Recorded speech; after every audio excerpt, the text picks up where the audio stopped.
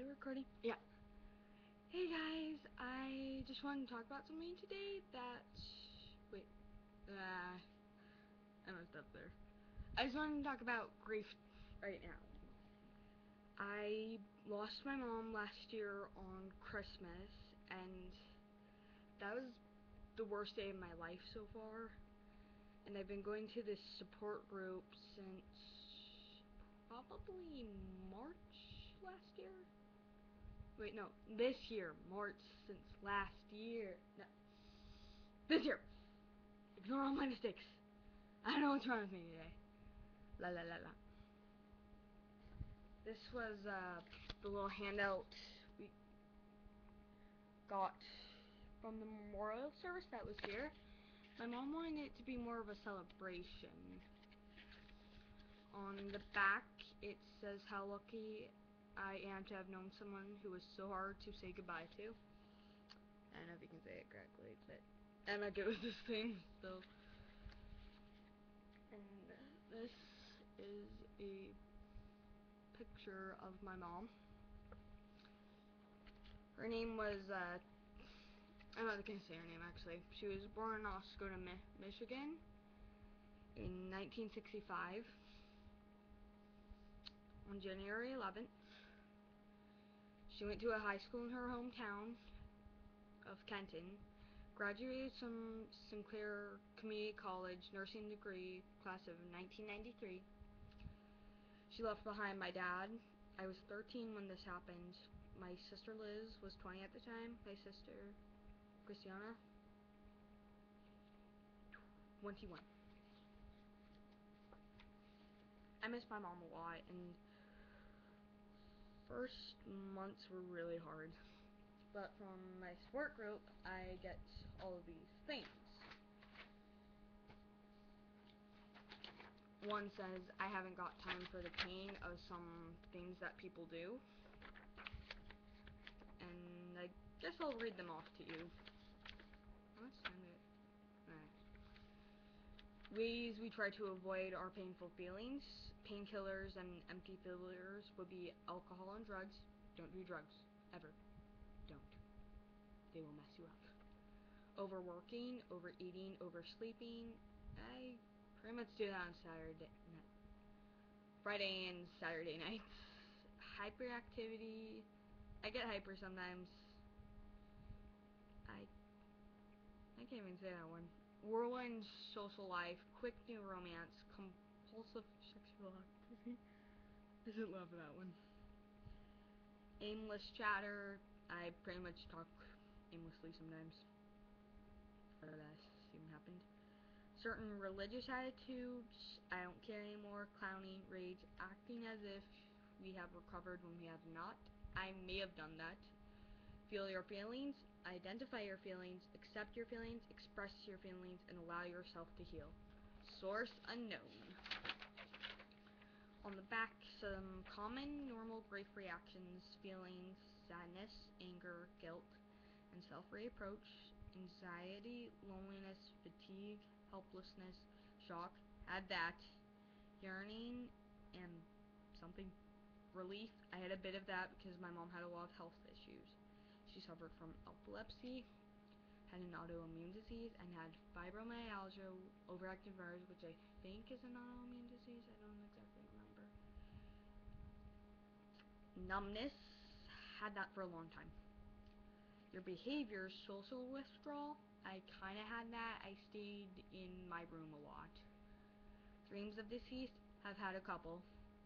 Avoiding reminders of deceased, not really. Searching and calling out, one time when I was watching TV, I started saying mom, mom, mom, mom, like crazy, and I couldn't stop for a little bit. Sighing, restless, overactivity, crying, pretty normal there. Visiting places or carrying objects, treasuring objects. I have a couple things of my mom's that I treasure, like her phone. Someone just texted me. Physical, sleep disturbances. I wake up in the middle of the night sometimes. Appetite disturbance, hollowness in stomach, tightness in chest, tightness in throat, oversensitivity to noise, something deeper religion? I don't know. breathless, feeling short of breath, weakness in muscles, lack of energy, dry mouth. Thinking, disbelief, confusion, had that preoccupation, loss of memory, absent-mindedness, sense of deceased presence. Sometimes I think I hear my mom's voice. Spiritual disconnection, questioning unbelief, searching for meaning, revisiting faith tradition, reevaluating one's place in the world, addressing one's own mortality, worship as time of extreme feelings, anger, or sadness. Actually, it doesn't say that. Sadness is what me and my dad felt. And I'm a Christian, and I had this other one called Journey Through Grief, Christian stuff, I guess. It did say that some people get closer to God when they lose someone, or they detach from God. I was in between that, and I think I still am. Tasks of grieving. To accept the reality of the loss, to express grief's pain and emotion, to adjust to an environment where the deceased is missing, to redirect emotional energy to other meaningful and outlets in our outer world. 4 tasks of mourning were identified by William Warden as one model for viewing the grief process. Looking at the grief process as tasks to be worked through can assist the grieving person with healing. From the ideas of William Warden, grief counseling and grief therapy. The way my mom died was pretty weird. She took a lot of medications, and we thought she took in too many pain pills, and she had a urinary tract infection for 2 years that wouldn't leave, and it entered her bloodstream. And I was the one who found my mom kind of dead. I told my dad she wasn't breathing. He freaked out. One of my older sisters tried doing CPR. My mom didn't work. Another one. Wait. There are doubles sometimes. Normal grief responses. Most people who suffer a loss experience one or more of the following: feel tightness in the throat or heaviness in the chest. I'm kind of feeling the heaviness right now. I think that's from talking. Have an empty feeling in the stomach or lose appetite. Feel guilty at times and angry at others. Little guilt for not making my... Never mind. I'm not saying it. I'm just starting here. Feel restless and look for activity but find it difficult to concentrate. Feel as though the loss is not real, but it did not actually happen.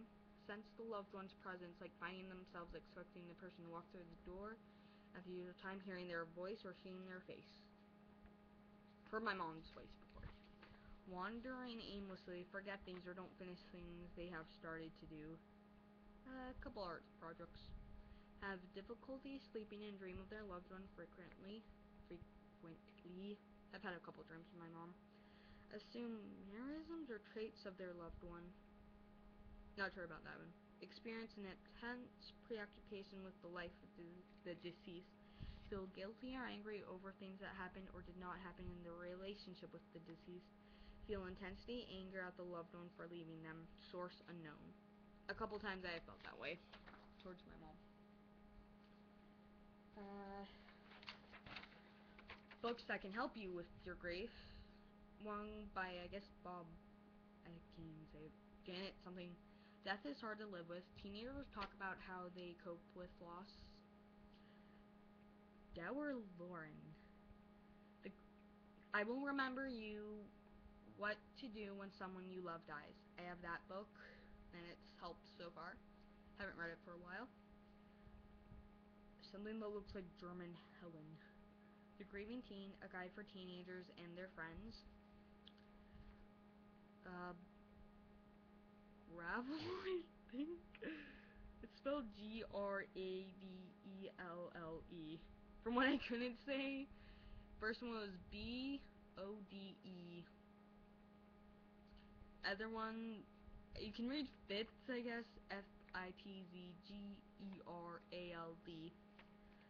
And from what I said was gravel at first. Something Karen and Haskins Charles, teenagers face to face with beribblement. I don't know. Krolman Earl, straight talk about death for teenagers, how to cope with losing someone you love. Wait. Oh no, that was, wait, yeah, that was Gromlin Earl. Gromlin Earl and, sorry, been linked. Gromlin Earl and Max Hackman living when a young friend commits suicide or even starts talking about it. Hip Earl, help for the hard times, getting through loss. Calixburn Francis, too young to die, youth and suicide. Do not ever do suicide. Ever do not kill yourself. You will be leaving people you love very much, and they will be asking themselves, why did this happen? And for what reason?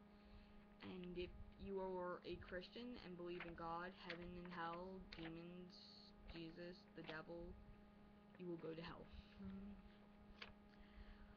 Lord, why does it say that? Lord Janice, no time for goodbyes, traumatic loss. Oh wait, I realized I was saying this. Never mind. Donna O'Toole. Yeah, I was saying this stuff wrong. Facing change, falling apart, and coming together again in the teen years. Samuel Tressman, or Eden Samuel Tressman, I don't know. Fire in my heart, ice in my veins, a journal for teenagers experiencing the loss. I have that journal, and I will read the poem that's in the beginning of it.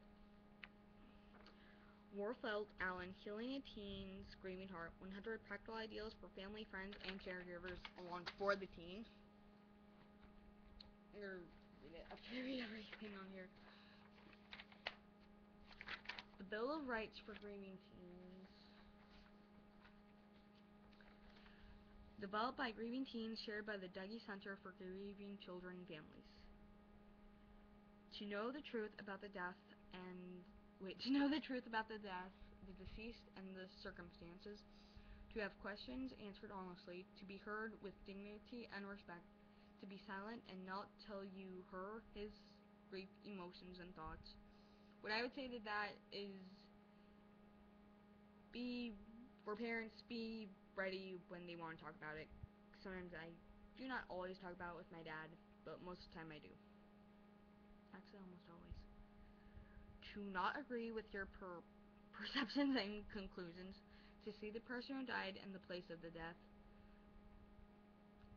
Like I said, I was up in my grandparents' at their house,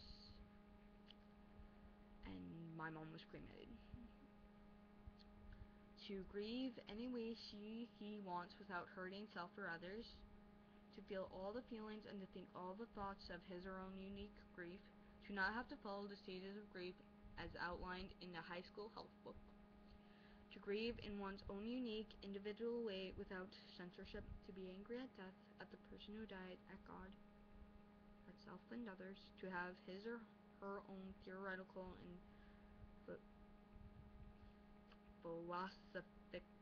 philosophy beliefs about life and death.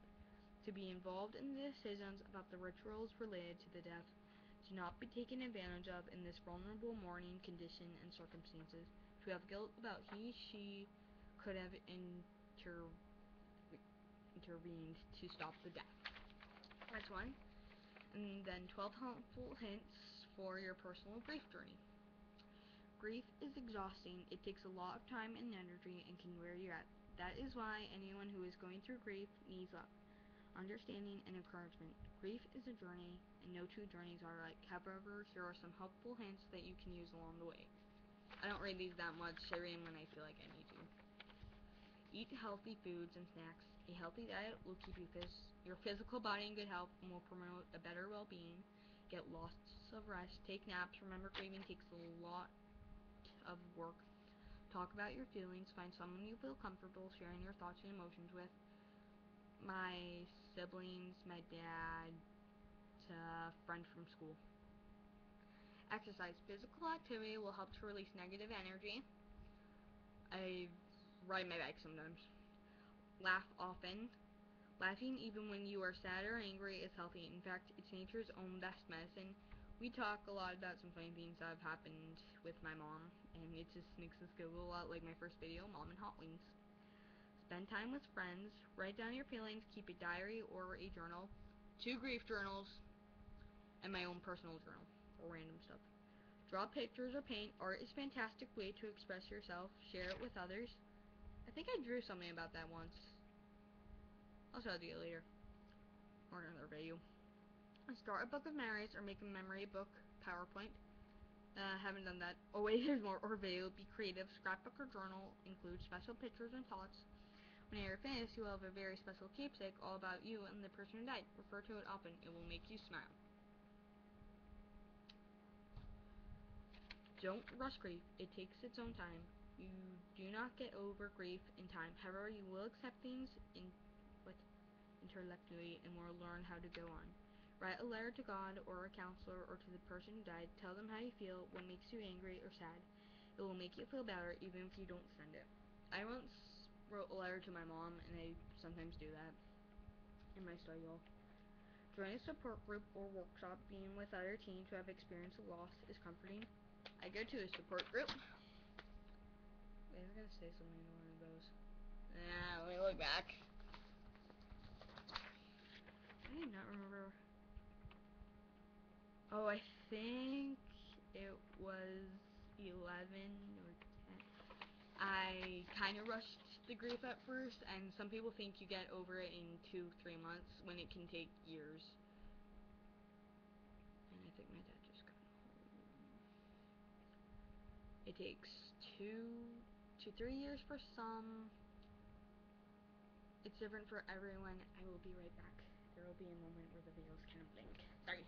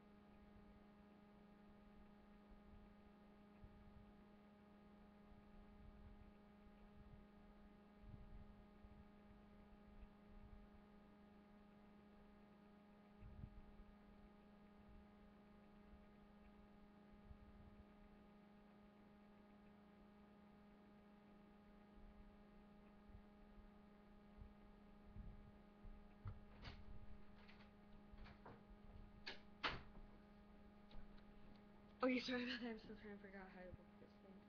Oh, it's in there. Oh, I forgot for something.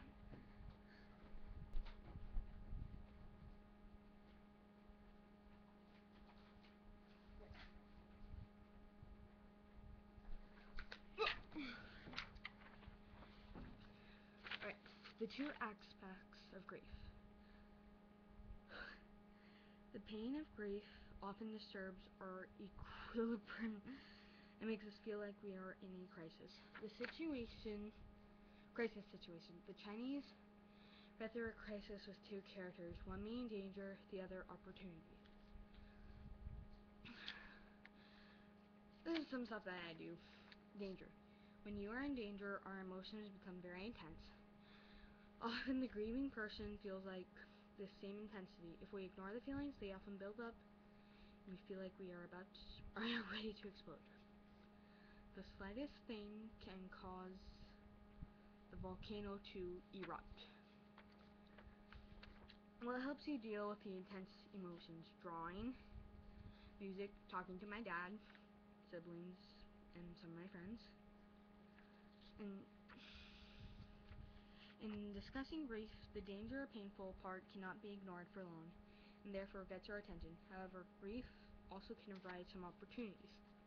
We each have heard of someone who encounters some adversity yet moves beyond it to do great things. We hear about the people with no arms who paint beautiful pictures with a paintbrush between their teeth, or somebody use their toes. Some grieving persons talk about living each day to the fullest, knowing that life is often short and unpredictable. Many grieving teens have found that there are positive aspects to grief. These benefits may be subtle, like becoming more independent, learning new skills, or appreciating relationships. List positive aspects of grief you ever experienced. Closer to my dad, closer to my sisters.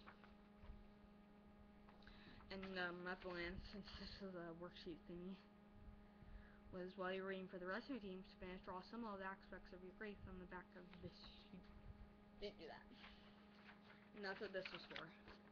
This is the Chinese symbol of crisis, I guess. Danger and opportunity. I think this one's danger, opportunity. When it says here, Chinese word for crisis, danger and opportunity. Second part, a figure actually has more than one meaning. And this is a poem. A cut finger. A cut finger is numb before it bleeds. It bleeds before it hurts. It hurts until it begins to heal. It forms a scab and itches until finally the scab is gone and a small scar is left where there once was a wound. Grief is the deepest wound you have ever had. Like a cut finger, it goes through stages and leaves a scar. Source unknown. And this was the first thing that I got from my first time at support group. Listen to these statements and decide how many of them you believe. All losses are the same. All bereaved people grieve the same way. It takes 2 months to get over your grief. It does not.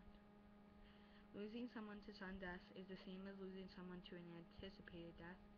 Grief always declines over time in a steadily decreasing fashion. When grief is resolved, it never comes up again. Family members will always help grievers. You and your family will be the same after a death as before your loved one died. Rituals and funerals are unimportant in helping us deal with life and death in contemporary American. Sorry, I can't sometimes read. Feeling sorry for yourself is not allowable. It is better to put painful things out of your mind. You should not think about your deceased loved one at the holidays because it will make you too sad. Anniversary of my mom's death is on Christmas. Express feelings that are intense is the same as losing control. You should only feel sadness that your loved one has died. There is no reason to be angry at your deceased loved one. Once your loved one has died, it is better not to focus on him or her, but to put him or her in the past and go on with your life. That could be hard. Only sick individuals have physical problems in grief. Wait, I don't know that. Grief will affect you psychologically, but in no other way. Because you feel crazy, you are going crazy. Being upset and grieving means that you do not believe in God or trust your religion. What? You will have no relationship with your loved one after the death. I still love my mom very much. There is something wrong with you if you think that part of you has died with your loved one. I don't think so. It is better to tell bereaved people to be brave and keep a stiff upper lip because then they will not have to experience as much pain. Basically, holding your feelings, something will make you go crazy or make it explode, then you hurt. When you grieve the death of a loved one, you only grieve for the loss of that person and nothing else. It is not important for you to have social support in your grief. You should. That's what I think. You can find ways to avoid the pain of your grief and still resolve it successfully. At the end, it says none of these statements are true, but if you believe that they are true, you will act and feel accordingly.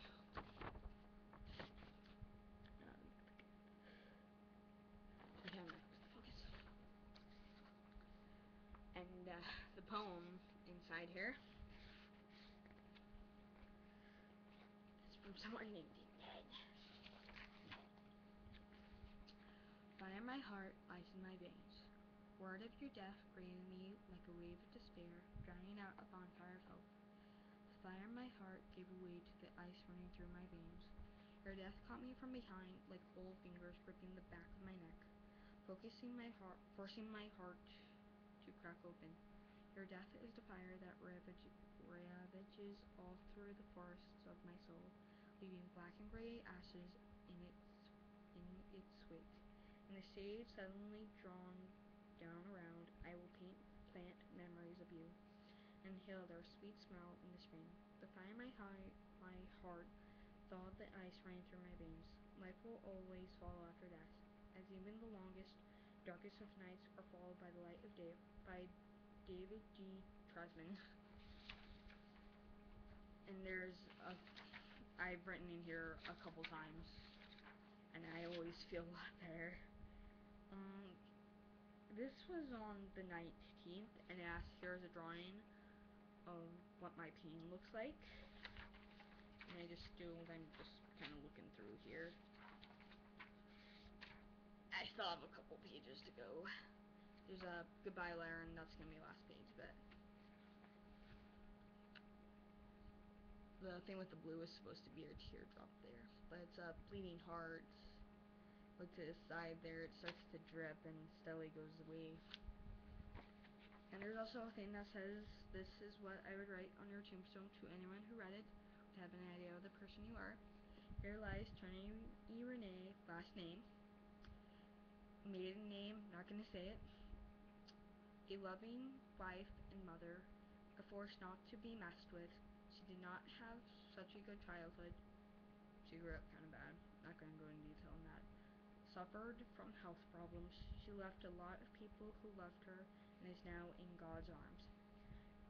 1/11/1965, 12th, 25th, 2011. And I wrote this on November 19th, Monday, 2011. And that thing at the bottom there is the symbol I get for my mom. Actually, there's another drawing I did of what I feel like about the grief from the beginning, and then there's a picture I kind of drew of what the symbol for my mom is, and then I tried to do something of 4 hearts that represent my dad and my sisters and I. Thing for my grief support, I might read this some other day. This video is going way much longer than I thought it should be. When to ask for help or thoughts of hurting yourself, not taking care of yourself. I sometimes don't take showers for a little bit. Using or abusing drugs or alcohol, aggression, extreme eating or sleeping changes, depression. I was a little bit depressed before Thanksgiving came up. Lack of interest in friends, family, or activities, feeling sad almost all the time, loss of energy, ongoing school problems, other risk or destructive behaviors. How to help yourself is give yourself permission to grieve. It's okay to cry. Listen to relaxing or comforting music, as into a lot of my mom's music. Journal thing again. Write a song or something, or poem about your loved one. Go for a walk or run. Talk to friends or trusted adults. Talk about the death of your loved one. Explain how you are feeling. Ask for support. Use art again. You could draw, paint, or sculpt. Create collage out of nature items or pictures and words from old magazines. Exercise or play sports. Take care of yourself. Eat well and get enough sleep. Get involved in extra school groups and activities. Create a memory box of photos. Your memory box of keepsakes that remind you of your loved one. Honor your loved one by having a private memorial service and planting a tree or flower, lighting a candle, or reading a poem with family and friends.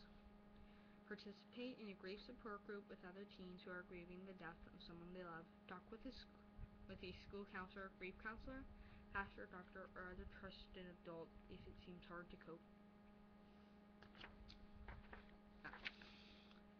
How to help a grieving friend, making sure no one instantly does text. Do acknowledge their loss. Say, I'm sorry for your loss. Listen, offer to spend time, send a card, attend the funeral memorial service, send flowers, food, or cookies, offer a hug, encourage normal activities. Remember that holidays and special days will be difficult, especially during the first year. Ask them how are they doing at different times. Don't act as if nothing happened. avoid talking about the loss. Say, I know just how you feel. Tell someone how to feel. Expect them to get over their loss. From what I remember from I Will Remember You, What to Do When Someone You Love Dies, is that it did talk about that and how some friends are a little bit weirded out by the death and kind of don't want to talk about it much, even though they know they used to probably be there. It's just, it feels too weird to them to help sometimes. A poem in here: love doesn't die, the physical body dies. So when all that is left of me is that memory and the love you have, then find a way to share those gifts I've left for you in your own way. Anonymous. There's also a thing about attending funerals or memorial services and suggested readings for teens, suggested websites. I think I said some of these. I'll say some of them later, and we'll enter in the addresses of the websites in the description at some point.